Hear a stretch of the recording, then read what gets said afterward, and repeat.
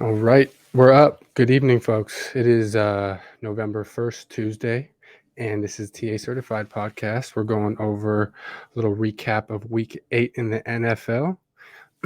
Go game by game a little bit here and check out what's going on and dive into it a little bit. See what teams are doing, seeing what they're not. Are people making adjustments?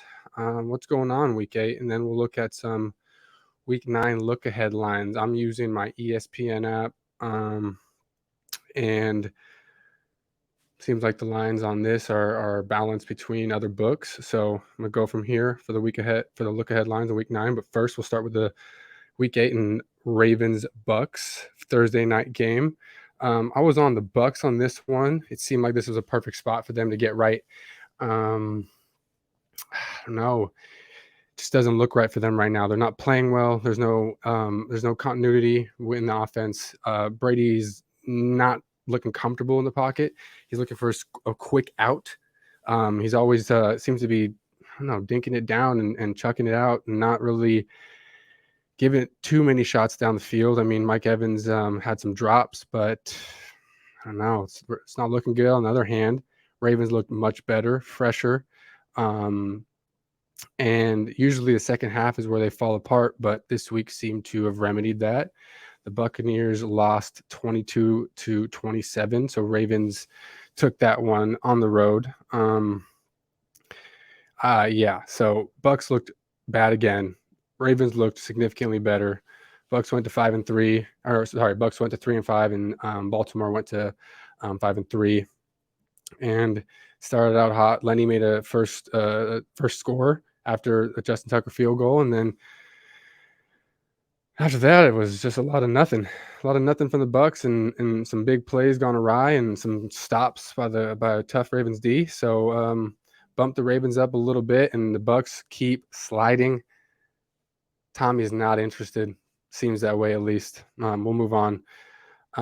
London game, Broncos versus Jags. Broncos took this one 21-17.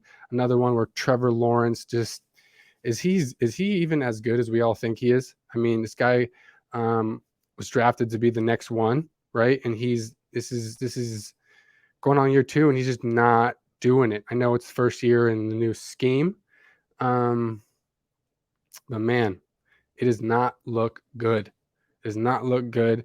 Some of Doug Peterson's calls are a little skeptical, trying to do a little bit too much, trying to be too fancy with it. Sometimes you need to run the rock. Sometimes you need to lean on who was doing well. And in this game, Etienne had a huge one. He did all that he could do. Russell looked a little better. Broncos D did what they do. They keep it low scoring. And I feel like you didn't learn too much about the Broncos here. You feel a little bit better. I'm sure Nathaniel Hackett, sigh of relief, my man, I'm sure. But Jaguars, again, fraudsters. Everyone came in beating that over on their win total. They're 2-6 now, 2-6. So this one's rough. Trevor Lawrence needs to get it right. There might be some issue with his shoulder. He's not really letting it rip like he was drafted to do. So moving on. I mean, this game was absolutely insane. This next one. If you were better, bless you. I know my buddy Travis texted me throughout this whole one. I was riding it with you, bro. Craziness. Falcons, Panthers. Falcons took this one mercilessly. That's a word. Yeah. In overtime. I mean, that kicker for the Panthers, if he's still got a job, my man, not for long. This one was near the end, back and forth. The probability metric chart went from Panthers 99, Falcons 99%, Panthers 99%. Falcon, it just kept jumping up and down because this game was insane. The deep pass to DJ Moore, which looked like a Panthers victory, until he took off his helmet. Man, wait to the sidelines, bro, and then go nuts, right? But shit, that was a great catch by him. Even better pass by Tucker. Then in overtime, Panthers kicker loses it for him, and Falcons take control of that, even after a terrible interception by Marcus Mariota to start that overtime off. So Falcons get it no upgrade for me in this one. They aren't good. They can't play defense. Their offense is what it is. They like to run the ball no matter what, and Mariota's limited. Panthers offense seems rejuvenated with PJ Tucker trying to, he's trying to play for some money. Each pass that he throws, that's potential money that this guy can make for another team. So you bet your ass he's going to be slinging it and trying to read the defense as best as he can. And Panthers were in tank mode, but if they were in full tank mode, they would have let go of Brian Burns, their D end. I heard that the Rams offered two number ones. I don't know where the fuck the Rams have 2 ones to give out. They feel like they give out draft picks every year for picks, draft year every year for a player or something, right? So Panthers might be still alive in this one a little bit. They're looking frisky. It's beat the Bucks and they go and take Falcons to the wire. So shit, better beware on the Panthers. Next one, this is a crazy one. Cowboys, Bears. Cowboys were favored by, I think, 10.5. 10 is what it closed at. This one probably should have landed 10 if Justin Fields touches Parsons on that fumble instead of leaping right the fuck over him. Boy, was that a mess up. Can't blame him, though. It did look like maybe it was done, but that changed the course of the game. Cowboys looked better. The Bears looked good. Justin Fields looks a lot more comfortable. Ever since that Patriots game, he looks a lot more comfortable. It looks like he's seen the field a little better, but he's also just taking off with his legs a little quicker. Kind of like if he doesn't see it, screw it, I'll make a play, which seems to be some of their best offense. Note on that is that they just got Chase Claypool from the Steelers for a second-round pick. Seems a little steep for Claypool, who, besides that one really good year, hasn't done a whole bunch, but opposite side of Mooney, and the running game being solid. This could be a good one for Fields. He could have a little more to look at now, a little more to play with, more deep passes, more deep shots with a bigger receiver like Claypool, and maybe Mooney gets less double looks and can start to do his thing a little more, which gets this offense rolling. So I feel like that's a good trade. Solid trade for the Bears all around on that one. I like it. Moving on. Dolphins went into the Lions, where I believe the Lions were plus 3.5 or maybe plus 4 is where it ended at. They're 4-point underdogs, landed just at that. Early on, you thought Lions were taking it. They were working it. Early score. Jamal Williams punched it in twice. I think there was a turnover on a muff or some sort of maybe a strip, one of the two on the Dolphins, which went up early for the Lions, and then Lions did what the Lions did. They allowed an insane amount of yards to Tyreek Hill, which I guess who doesn't, right, these days? 12 for 188. If you had him in PPR, bless your soul. Shit, he must have almost won that league just on him alone, that game at least. Jalen Waddle went off, 8 for 106 and 2 touchdowns. So the receivers did their thing. Tua, he looked shaky against the Steelers, but boys, he shook off the rust a little bit in this one. He is making the right reads for sure right now. He's seeing the field, and I mean, I guess it's easier when you have 2 of the fastest guys in the NFL on your side, getting open for you. So Lions continue to suck. Dan Campbell, how they fire Jim Caldwell with a winning record and continue to back Campbell, I don't understand that. Dolphins look like they have found their guy with McDaniels. He's a good coach. Seems like he divides up a good offensive game plan week by week.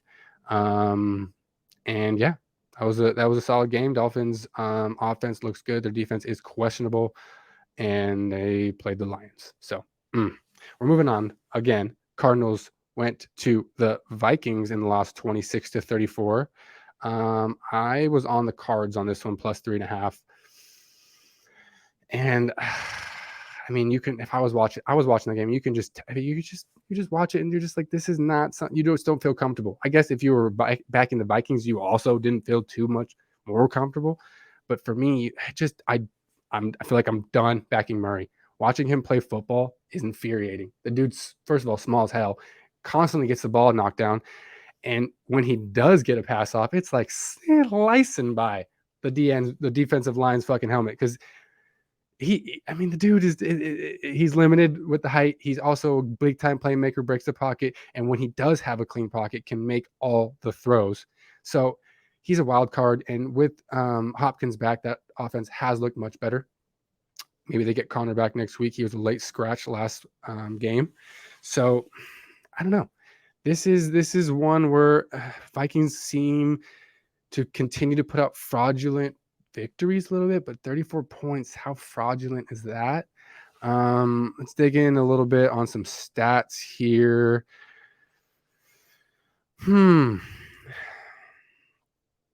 Yeah, early on, Kyler was finding found DeAndre. I think that was that one-handed catch. Gosh, Zach Ertz was getting involved, but Dalvin really worked the ground.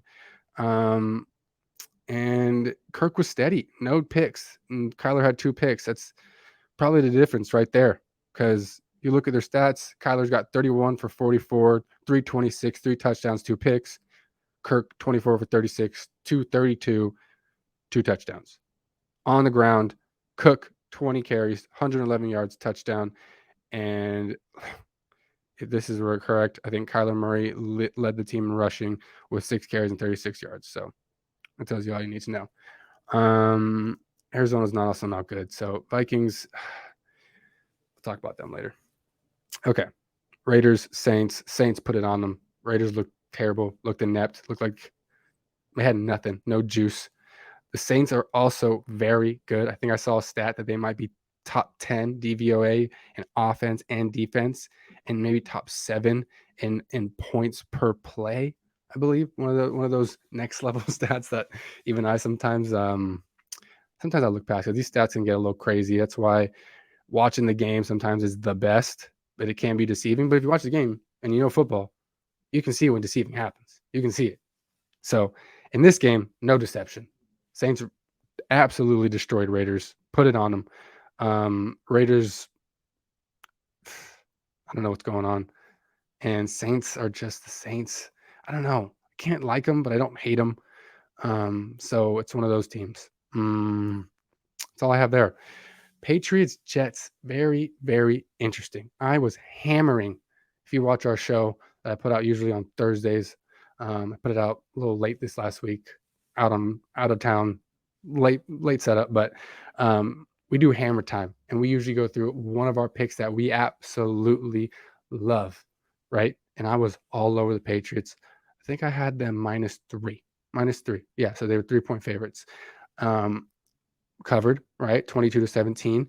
But this is one where if Zach Wilson isn't Zach Wilson, Patriots probably lose. If they don't get fortunate with that roughing the passer call, which was roughing the passer, it was unnecessary too. That's a whole different game. So I was way too confident with the Pats going in. They didn't look like they figured much out from the Bears game. So this is one game where I dropped the Jets on my just mental ranking a little bit, but I did, a significant amount. This Zach Wilson is an issue. Like, this is going to be what causes this Jets team to implode. If you're looking at what, that one disgruntled wide receiver right now, I'm forgetting his name, saying Elijah Moore, and he's good. He's really good. Came into the year, I was all over the guy, but the Pats did not look like the Pats that I thought they'd look like in this victory. So I didn't even really rank them any higher. This was just like a God lucky kind of game in a sense, because the box score, I know if you look at it, Zach Wilson, did throw for almost 400 yards, which wasn't like he was down a bunch just chucking it across the yard. So he was finding some holes, but we'll move on. Eagles, my birds, took care of business against the Steelers. This is one where we just came in looking fresh off the bye, and we're right now. This team reminds me a lot of the 2017 team. They're just so close. The dudes are so close. I follow all the Eagles Twitter stuff. And these dudes are going to games together. These dudes like each other a lot, like our friends spending time with each other. The coaches seem to really know the pulse of the team.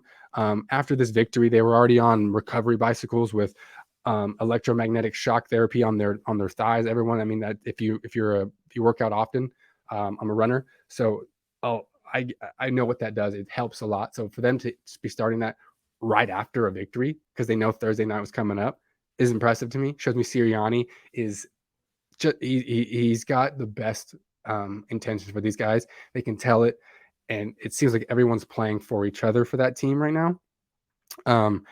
And AJ Brown, that's one of those sayings where a rising tide floats all boats, and this guy really has made this offense blow up.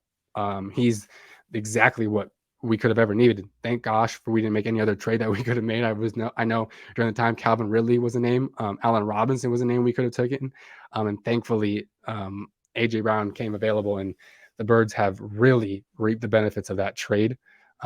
He's worth the first round pick and he's worth the money. So Steelers obviously are on a learning curve with Kenny Pickett. But you have to be worried now at this point. We're at week 8 going into week 9. And Najee Harris does not look like Najee Harris. He's not, it doesn't look like he's making the one cut and burst plays anymore. Maybe something's going on with that foot still. Maybe he's not confident in it yet. But there's something definitely going on there. And yeah, it's not right now. It's not right. And yeah, so we'll move on. Titans at the Texans. This one, Malik Willis, first start. David Mills looked terrible. Texans don't put an exciting product on the field. Poor Brandon Cooks. Get that man out of there. He should have got traded today, but nothing happened. Titans are just a well-coached team at this point who run the fuck out of the rock. I mean, that was just insane. I mean, what do we got? 32 carries, 219 yards, and 2 touchdowns. Insane.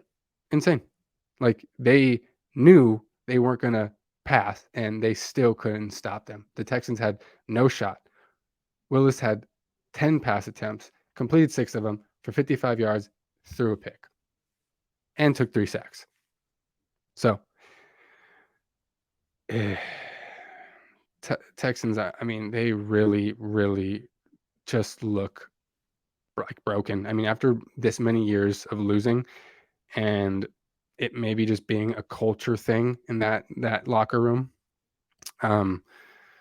but it's not good, and they can't do shit on either ends of the ball. So they might continue to lose for a while unless they catch a team sleeping, which I mean, we'll talk about next games. I hope isn't my Eagles Thursday night. I don't see it happening though. Move on. Commanders at the Colts. Colts were 3-point favorites with a new quarterback. I didn't get it. I was all on the Commanders. If you watch the game, Taylor Heinicke is unbelievable. That dude is simply unbelievable. That he does not have a quitting bone in his body. That guy is the perfect fit for the team.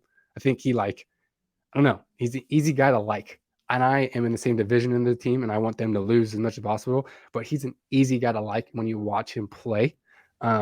He doesn't make the best reads, obviously, but he has a good enough arm. And what he does best, what I like about him the most, is he goes to his best players when he needs an outlet, when he's on the run, when he's being pressured, or when he needs a big play. He versus the Packers, Terry McLaurin and then this week again, Terry McLaurin.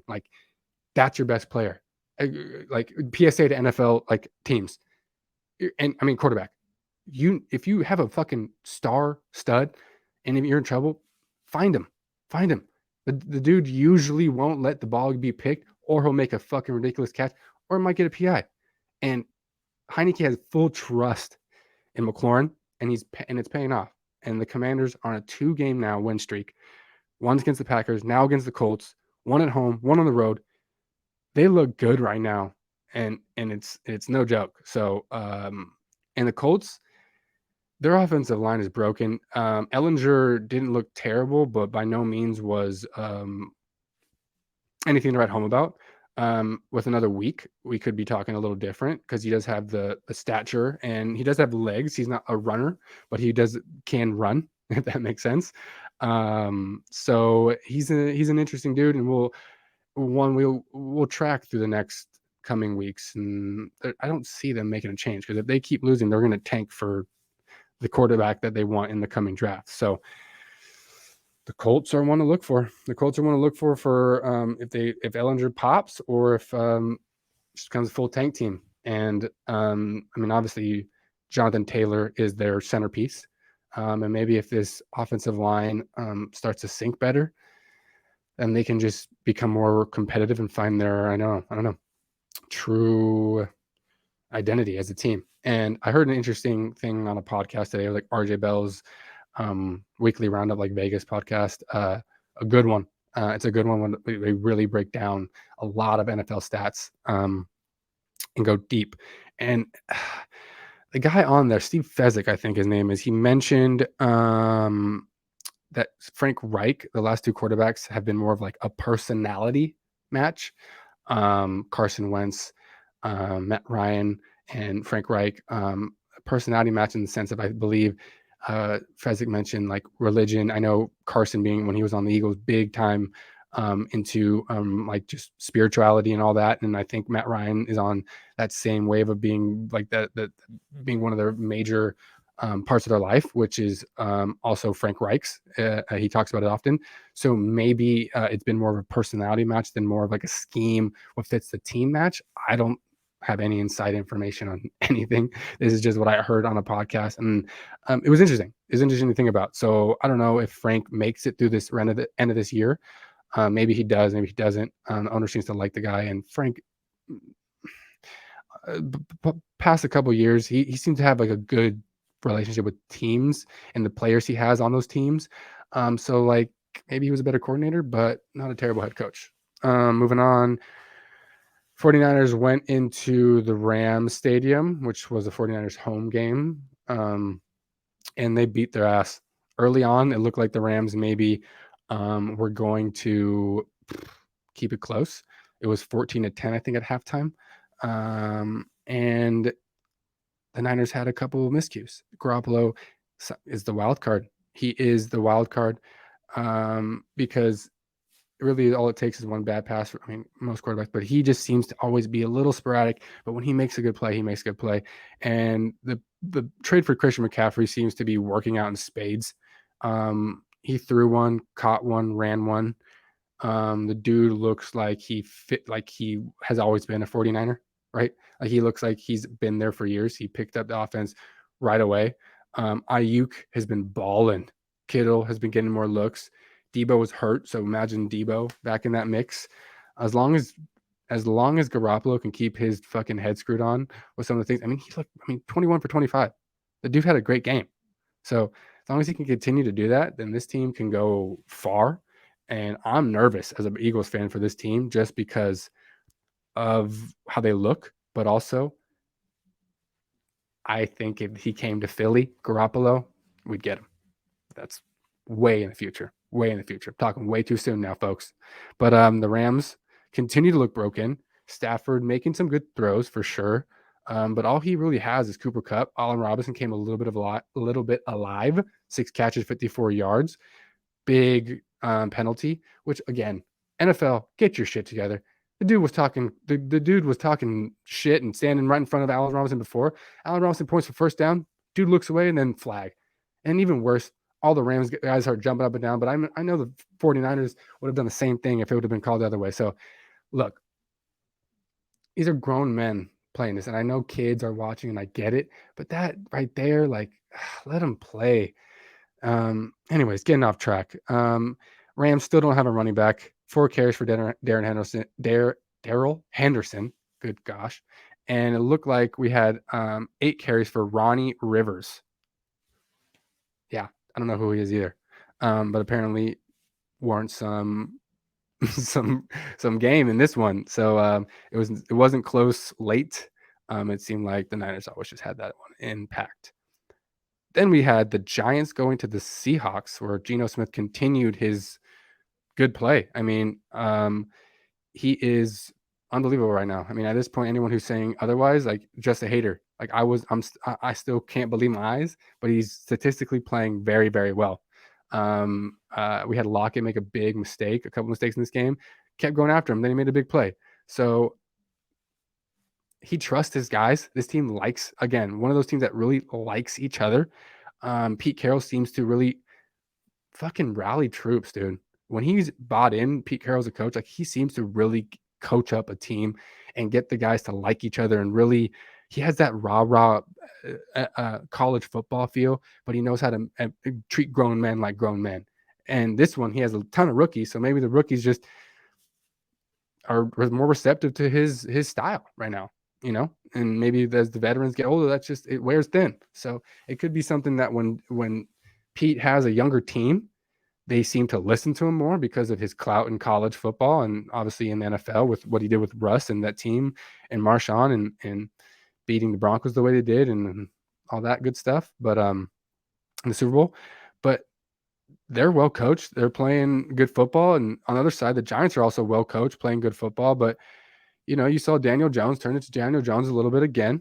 17 for 31, 176, no interceptions, and six carries for 20 yards. I mean, he's been a runner, and Saquon had 20 carries for 53.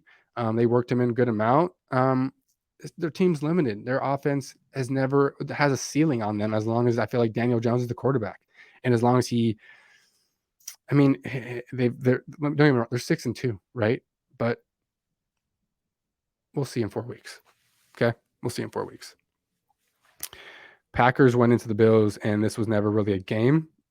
There was one drive where Rodgers looked like vintage Rodgers in like the end of the third quarter, where his receiver 83, forget the guy's name, ad-libbed and Rodgers hit him like perfectly.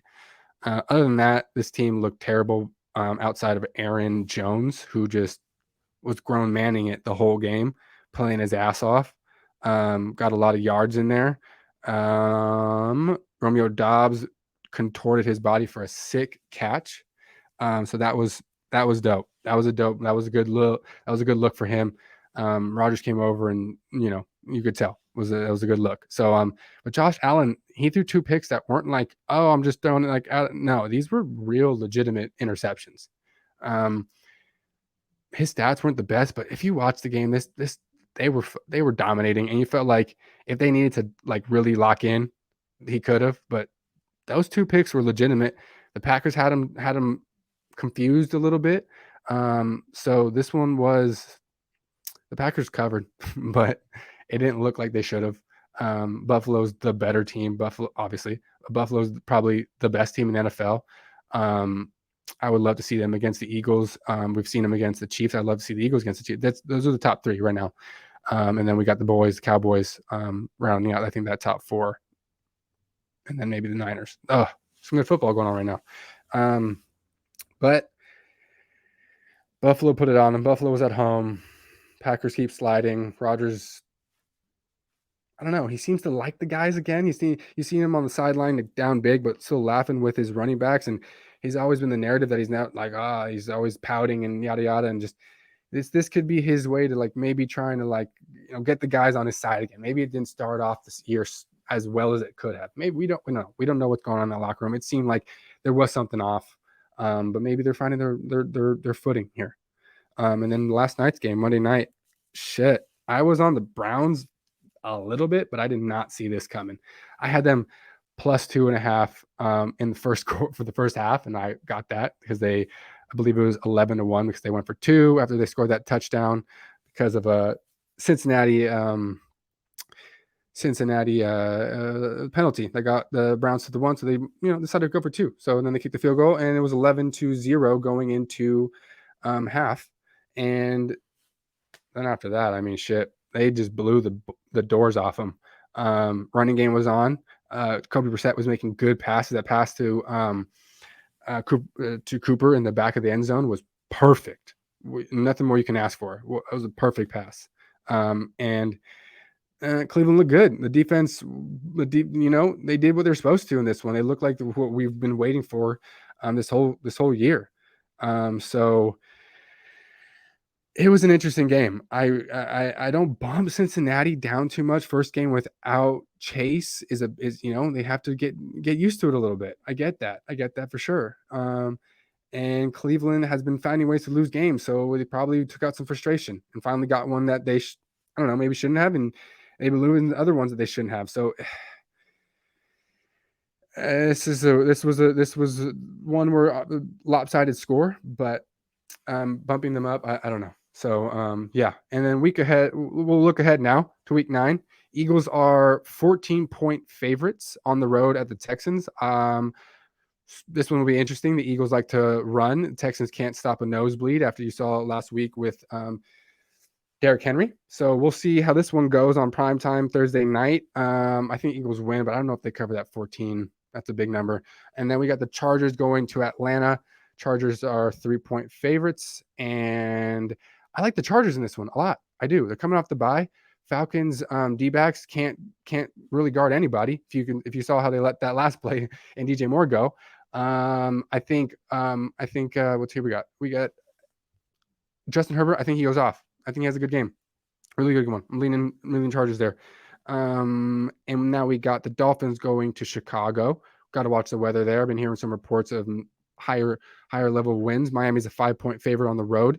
I like that number. I think Miami could cover that. But the Bears, like I said, are playing good. First week with Chase Claypool. This could be one to think about. The Bears are a team that's looking good. They're playing harder as of late and playing good teams as of late and winning against the Patriots. Well, not good. Patriots are they're iffy right now. Okay, and then they were in it for a little bit with the Cowboys, and then Cowboys just put it on them. But I like what the Bears are doing, but the Dolphins look good. So now moving on, the Panthers at the Bengals. Bengals are 7-point favorites. It dropped from 8.5 I saw earlier. I like the Bengals a little more as I think about it, but also PJ Tucker is playing insane. Like I've said, he is playing insane. So this could be a stay away from me, to be honest. This one could be a stay away, but I like how I think Joe Burrow really, really carves up this Panthers D. I think Panthers. Sorry, I think without Chase that you have Tyler Boyd and T Higgins who have big games, obviously, because of the main two guys. But you also have to look at some of the Hayden Hurst, who is a good tight end, good one. Next game, Packers going to the Lions. Packers are 3.5-point favorites. Weird. Packers suck, but Lions suck more. Maybe this is one for where Rodgers just throws for 4 touchdowns somehow, but maybe Goff throws for 4 touchdowns too. So right now I'm leaning Lions plus 3.5, but I'll have to reassess because Rodgers showed me a little bit in that third quarter. Like I said, but who knows? Because that was a brief spark. Now we're going on Colts going to the Pats. Pats 5.5-point favorites at home. Mac Jones hasn't looked good since returning. We got Ellinger, not a rookie, but a second-year player, and we know what Bill Belichick does to rookie second-year players. This could be one where everyone talks about all week. Is Ellinger, can he run? Because Bill Belichick defenses have a hard time against running quarterbacks, and that he just goes and shuts out Ellinger. And maybe I can see Jonathan Taylor having a decent game, but maybe they force Ellinger to throw and Ellinger steps up. I'm liking leaning the Pats here. I've been hearing a lot of people on the Colts.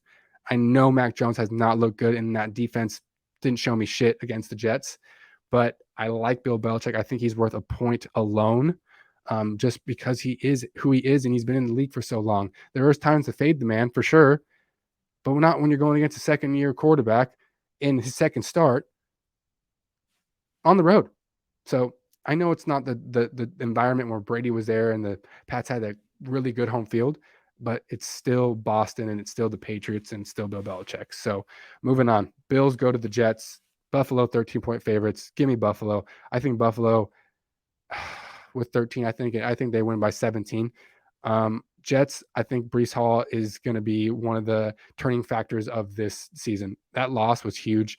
Their defense looks good, but with Josh Allen being able to scramble like he does, get out of the pocket, and with those two receivers, Gabe Davis and man, why am I forgetting his name? He's the man, Gabe Davis and Stephon Diggs, they improvise. Josh Allen has a great relationship with them, and the Bills, like I said earlier, are the best team in the NFL. That's a humongous line for NFL football, and there's gonna be a lot of people on the Jets. So I understand if anyone hates that Bills recommendation. And of course, we'll go over all the games Thursday in our pod. But right now, I like the Bills. And if you are a teasing man, like to tease points down, it could be one where you tease down a little bit because I think they definitely cover at least 10. So here we go. Vikings, Commanders. Vikings 3.5-point favorites on the road. Heineke's playing well. This has Heineke written all over it. This is the one where, like, finally Kirk Cousins. He does the Kirk Cousins thing. I think Justin Jefferson has a great game, but I think Kirk Cousins makes the big mistakes, and somehow Heineke does it again, wins at home. And if he doesn't, it's a 3-point game.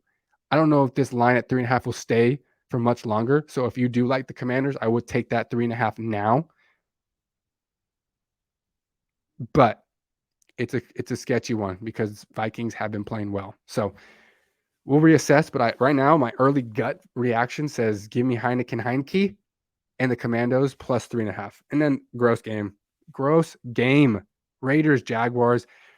Somehow the Raiders are a point favorite on the road against the Jaguars. I think the Raiders traveled to they didn't leave because they went on the road last game to New Orleans, and I don't think they went back to Vegas. I think they went straight to the Jaguars area. Gosh, I'm Duval County, that whole area, like Miami, Florida area. So I think they stayed there. And maybe that could help them out. And there was some sickness going around the team last week, so that could have affected it. So I think this game is definitely a stay away right now. The Raiders, 1-point favorites. I lean Jags, but again, the Jags and Trevor Lawrence do not look right. So Seahawks going to the Cardinals. Arizona are 2-point favorites at home. This could be one where they do win. Right now, there's gonna be a lot of Seahawks money, a ton. But this could be one where I think, with how well I guess the Seahawks have been playing on defense lately, this one where they could be get caught with Zach Ertz, and D Hop and Rondell Moore and just who Cardinals get. I think they're going to get back Connor this week. So this could be the week where the Cardinals win because the Seahawks have been on just a roll as of late, and obviously the Cardinals have not been playing well. I told you I wouldn't bet on them again, so I probably won't bet on this game, but I could see the Cardinals pulling it out. Rams at Bucks. Bucks are 3-point favorites. How the hell are the Bucks still favorites over anybody at home? This game, again, two teams that, look terrible on offense. Defense isn't inspiring either. If Cooper Kupp is out, shit, you might as well take the Bucks because this line will go up to at least 4.5, if not 5, and that key number is 4. So if you like this line now, you want to take the Bucks. Or if you like the Bucks, you want to take the line now, because this will go up for sure if Kupp does not play and it does not practice for sure coming up. So one to think about for early bettors and for people who want to get the best of the number. So the Sunday night game, we got the Chiefs, of course, getting that primetime action, and we got the Titans. Will Tannehill play? We don't know yet. The line is KC, 12.5-point favorites at home. That is a good line if Tannehill isn't playing, and I would take KC right now with that because that has blowout written all over it with Malik Willis back there because Derrick Henry will not run like he did on the Texans, like that on the Chiefs. Won't happen. Guarantee it. So if Malik is in here, that line shoots up to 14 for sure. I think 1.5 goes up. If not 13.5 to maybe entice you to take the Chiefs and maybe the Titans backdoor cover. But I don't see it. I see this as a complete blowout if Malik plays. If Tannehill plays, this could be a little bit interesting. So this will be one we're monitoring. This is the injury report game. And Casey coming off the bye. We all know Andy Reid is an animal off the bye. So Monday night game is Ravens at Saints. Baltimore 3-point favorites. Saints are doing some good stuff right now. Ravens finally found, I feel like, their gear a little bit. Gus Edwards was a good ad, not a good ad, but I think he came off injury report. Yeah, he came back on the team, been a boost. Lamar Jackson looked rejuvenated second half instead of tired. This one's a big one that Mark Andrews needs to play in for sure. And they lost that receiver. I mean, he's been in and out kind of all year. But that's a big loss. I'm forgetting his name right now. But they Bateman, sorry. They lose Bateman for a little bit. So that's a big one. They'll continue to lean on Duvenel. I think that's his last name. All over the place, guys. Sorry. But I like that. Right now, I kind of lean Saints if that line goes up anymore. But Ravens are looking good. So that was the look ahead. And Thursday will be the complete pod with all the boys, and we'll give out some best bets. We'll do the hammer time. We'll do our any given Sunday pick, where we give you an underdog that we like, and then maybe some over under action and some money line parlay stuff. So tune in on pod. Will probably come out Friday. We'll record it. Oh no, we'll probably come out Thursday before Thursday night. We'll record it Wednesday. So check back. We'll have all the stuff for you guys on Thursday for your betting needs for the upcoming week. This has been the TA Certified Podcast. Thank you for everyone listening. Good night.